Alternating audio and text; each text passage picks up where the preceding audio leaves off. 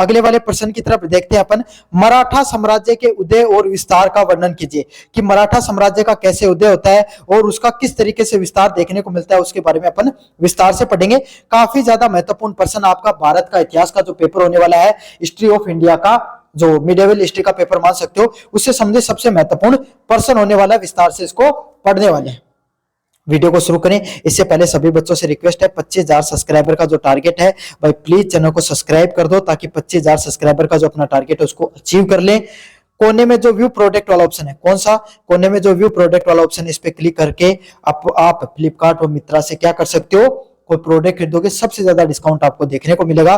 और जो नीचे की तरफ टेलीग्राम चैनल का लिंक दे रखा है, वहां पे क्लिक करके आप क्या कर सकते हो, कोई ये पीडीएफ है, ये फ्री में डाल रखी है, वहां से जाकर ये पीडीएफ को पढ़ सकते हो। चलिए शुरू करते हैं भाई, आपके सामने प्रश्न को, मराठा साम्राज्य के उदय और विस्तार का वर्णन कीजिए। मराठा साम्राज्य का उदय 17वीं शताब्दी के अंदर देखने को मिलता है। मराठा साम्राज्य का उदय कब होता है, 17वीं शताब्दी के अंदर होता है, जब छत्रपति शिवाजी महाराज के कुशल नेतृत्व में हुआ। कब हुआ मराठा साम्राज्य का उदय, जब छत्रपति शिवाजी महाराज ने क्या किया भाई, आपके सामने अपनी सत्ता को संभालना शुरू किया। कब संभाला, 17वीं शताब्दी के अंदर छत्रपति शिवाजी महाराज है, उन्होंने क्या किया था भाई, आपके सामने अपने राज्य को संभाला।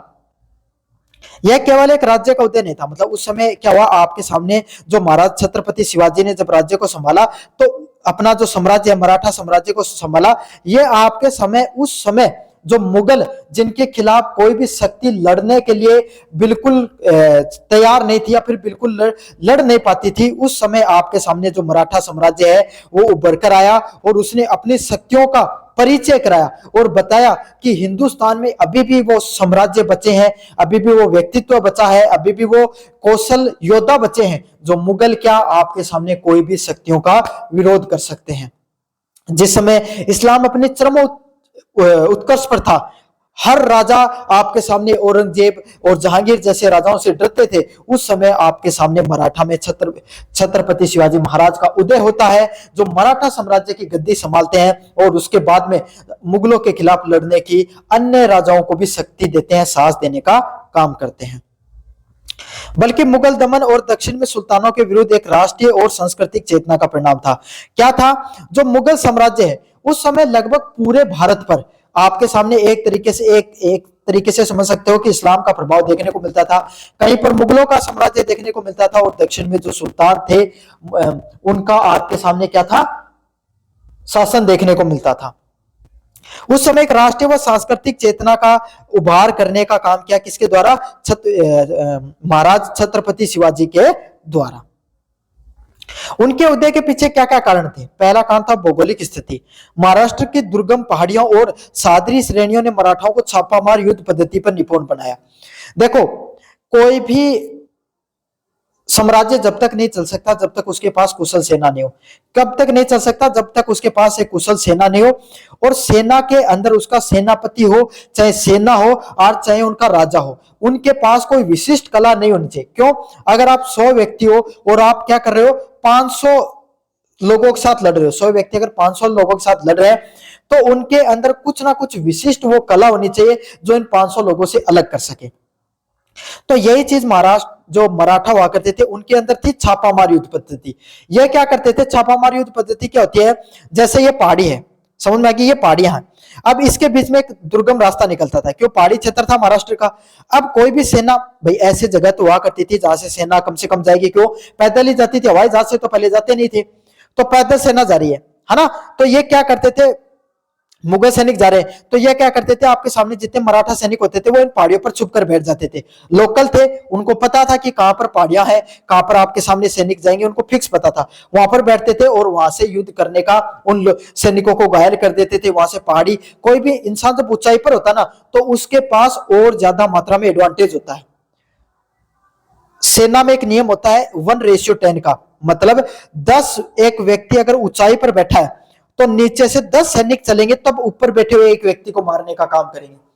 तभी भी वो मरेगा तो मरेगा, वरना कोई फिक्स नहीं है। क्यों, क्योंकि उसके पास, जब आप देखो छत के ऊपर बैठे हो, आपको सारा घर आसपास के आराम से दिख सकते हैं, क्या नीचे से दिखते हैं, नहीं दिखते हैं। तो यही है, क्लियर विजन आता है आपके पास, आप अच्छे से क्या कर सकते हो, सामने वाली सेना पर आक्रमण करते हो। तो इसी युद्ध पद्धति को क्या बोला जाता है, छापामार युद्ध पद्धति। क्या बोला जाता है, छापामार युद्ध पद्धति के नाम से जाना जाता है। और इस युद्ध पद्धति में ये काफी ज्यादा क्या थे, निपुण थे। क्या थे, काफी ज्यादा निपुण थे इस छापामार युद्ध पद्धति में। जिससे क्या होता था भाई, इनके अंदर वो जो और राजाओं से लड़ने की इनके अंदर शक्तियां थी, बड़े राजाओं के साथ। धार्मिक पुनः जागरण, भक्ति आंदोलन ने संतों जैसे तुकाराम रामदास ने उच्च नीची जातिवाद का भेदभाव मिटाकर मराठी लोगों में एकता। आज भी आपके सामने जो महाराष्ट्र है, वहां के लोगों में मराठी भाषा के पीछे क्या है, मराठी मानुष के नाम से जाना जाता है ना, कि भाई हम महाराष्ट्र के लोकल हैं, है ना। और हमारे अंदर जो भाषा के आधार पे एकता थी, यहाँ पर जातिवाद को धीरे धीरे क्या कर दिया गया था, कम कर दिया गया था। क्यों, भक्ति आंदोलन है ना, भक्ति आंदोलन की यही खूबसूरती रही कि उसने भारत के जितने भी जो विभाजन था, चाहे हम धर्म के आधार पे विभाजित थे, चाहे हम अपनी अलग अलग प्रकार की जो कमियां उसके हिसाब से विभाजित थे, उन विभाजनों को कम करने का काम किया। जिसमें तुकाराम और रामदास ने क्या किया, ऊंच नीच के भेदभाव को मिटा दिया। क्या किया, तुकाराम और रामदास जैसे आपके सामने जो प्रमुख संत हुए, महाराष्ट्र के प्रमुख संत थे, भक्ति आंदोलन से जुड़े हुए थे।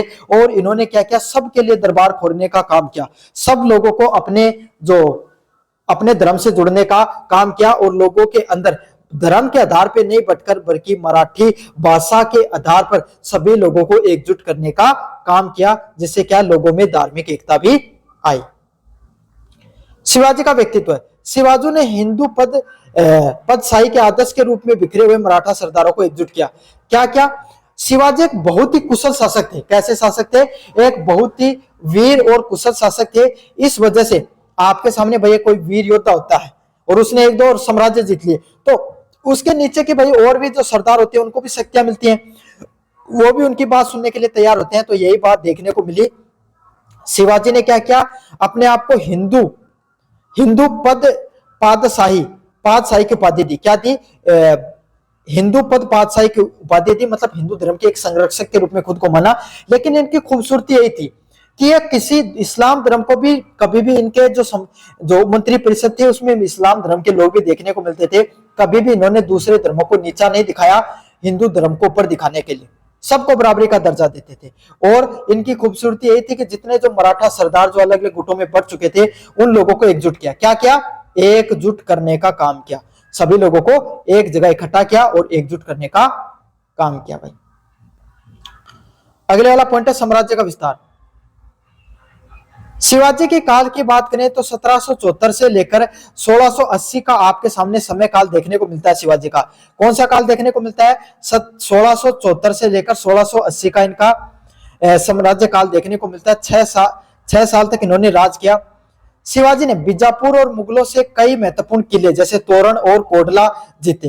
क्या किया भाई, शिवाजी ने क्या किया,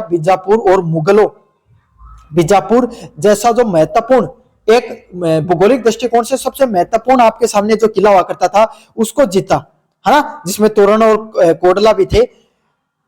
जिससे 1674 में अपना राज्य अभिषेक करवाकर स्वराज्य की नींव रखी। और इन्होंने क्या किया, 1674 में आपके सामने अपना खुद का राज्य अभिषेक किया और स्वराज्य के मतलब हमारे खुद के लोगों का राज के रूप में, स्वराज के रूप में मुगलों को हटाकर एक क्षेत्रीय शक्ति के उभार के रूप में देखा गया। किसको, महाराजा छत्रपति शिवाजी को। पहला काल किसका था भाई, शिवाजी का काल था। अच्छे से समझ लेना, 1674 से लेकर 1680 का शिवाजी का काल दिखाई देता है, जिसमें इन्होंने शिवाजी ने बीजापुर में अपनी राज्याभिषेक किया और तोरण और कोडना जैसे जो महत्वपूर्ण किले थे उनको जीतने का काम किया। इंपॉर्टेंट बात है, इंपॉर्टेंट पॉइंट है, अच्छे से इसको याद कर लेना। अगले वाला पॉइंट है पेशवा का काल, 1773 से लेकर 1761 तक। पेशवा के समय मराठा शक्ति अपने चरम उत्कर्ष पर पहुंची। मतलब जब पेशवा आया करते थे उसमें जो मराठा शक्ति थी, क्या थी, मराठा शक्तियां हैं, वो उनकी शक्तियां सबसे उच्चतम स्तर पे पहुंच गई। कहां पर पहुंच गई, सबसे उच्चतम स्तर तक उनकी शक्तियां है वो पहुंच गई थी। किनके समय, पेशवाओं के समय। बाजीराव प्रथम के नेतृत्व में मराठाओं ने उत्तर भारत की ओर कूच किया।